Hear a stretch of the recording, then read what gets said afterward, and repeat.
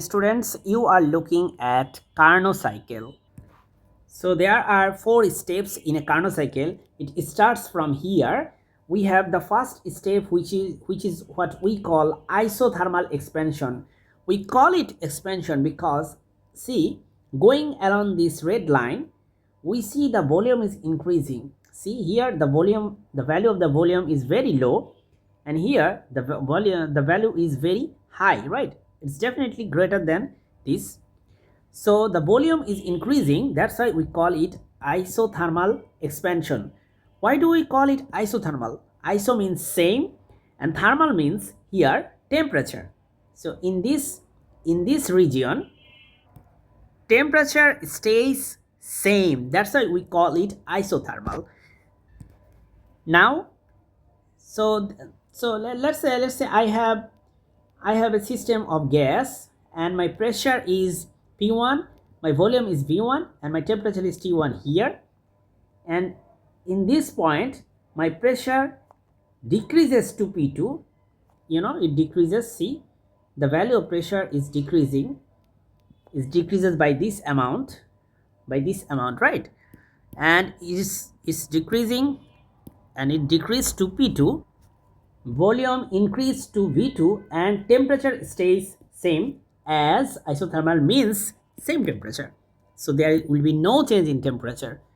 And in the adiabatic process, you can see that adiabatic means my heat content is not changing. So Q is not 0, Q is fixed, it is constant, that's why the change in Q is 0.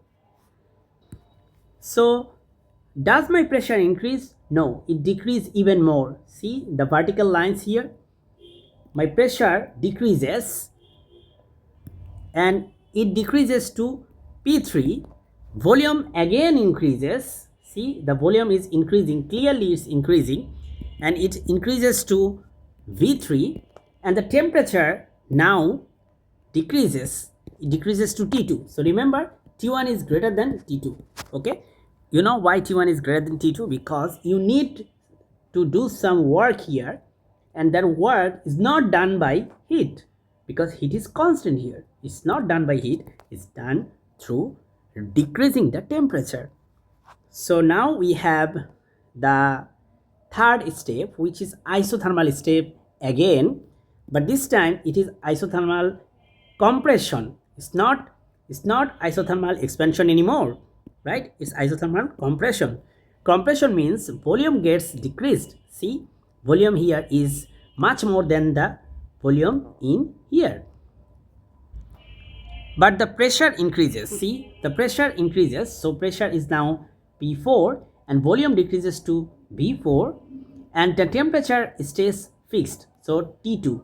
Temperature does not change here. Okay, that's why you call it isothermal, because no change in temperature. And there you go, you have adiabatic system again, but now it's adiabatic compression. So it compresses in a way so that P4 can reach to P1 and V4 can reach to V1 and T2 can reach to T1. This is how the whole Carnot cycle ends. And remember, in the x-axis we introduce volume and in the y-axis we put pressure.